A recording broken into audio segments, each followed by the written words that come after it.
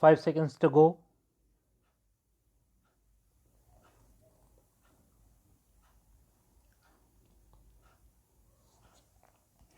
Start.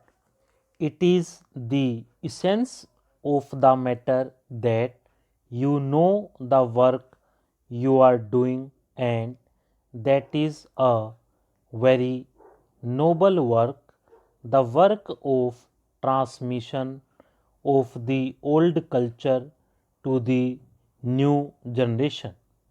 There are two sides to the situation.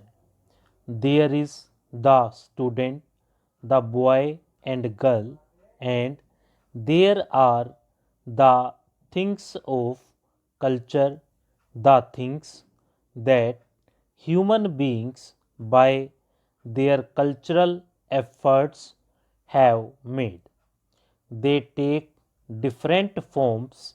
They take the form of books, they take the form of songs, they take the form of buildings, they take the form of places, they take all sorts of forms. What forms would suit a particular boy is more than the boy immediately knows. It is your business to find out. It is your business to expose him to the various facets of the culture which is his culture and from which only he can be educated, and see which part of the culture appeals to him more, for which part has he understanding, for which part has he a flair, and make use of that part in order to develop him. The rest can come as information because life imparts the information, but in order to build up, you have to harness his inclinations to the good of culture, which are incorporations of those learnings. And when you bring them together, the child begins to grow. The child begins to grow on those goods of culture by understanding them, by adding on to them, by amending them, by changing them, by appreciating them. He also becomes a cultured human being. And a cultured human being is the end of educational effort. What I am saying is easily said, is difficult to do, and I want you to do the difficult thing. Don't be satisfied with the easy things. The easy thing is usually wrong, and in a process as complicated as education, the easy thing is more often than not wrong.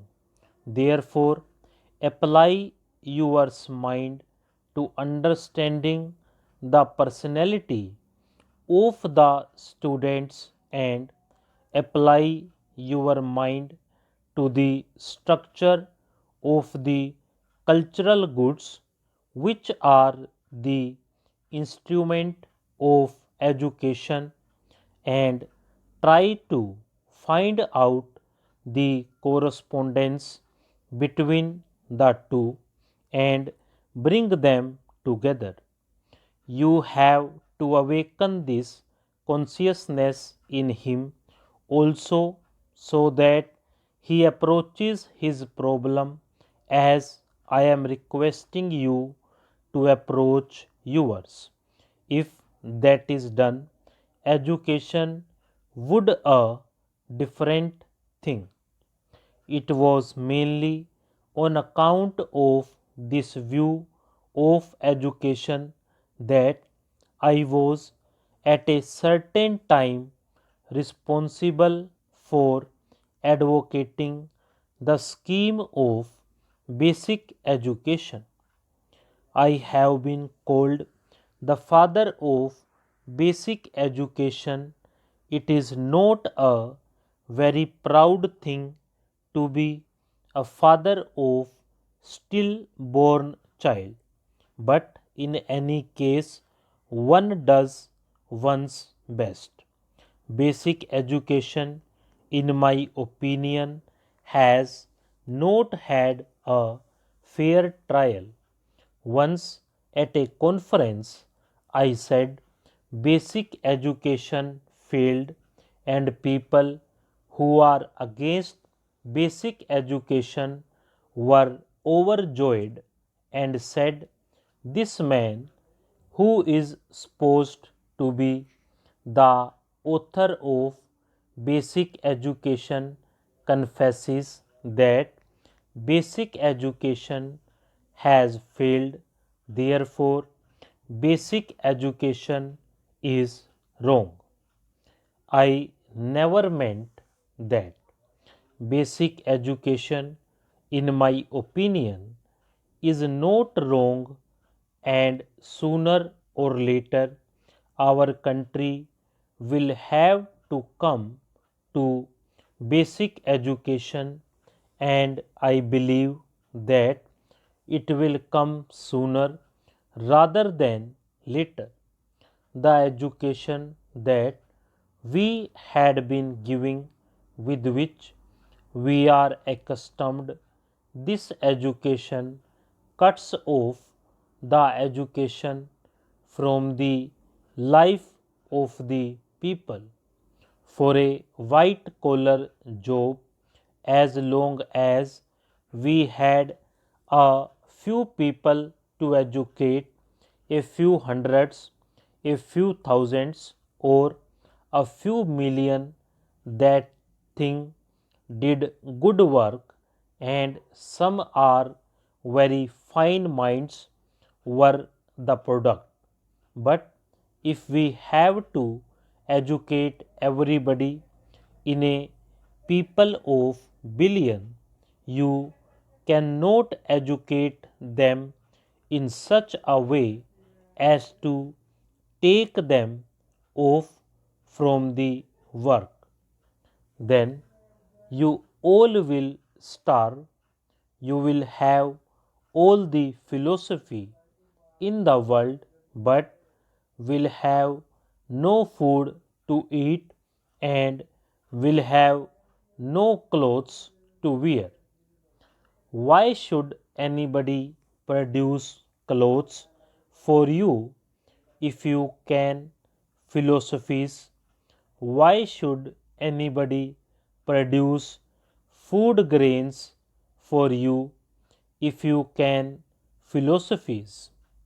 When we are few, our population was small number.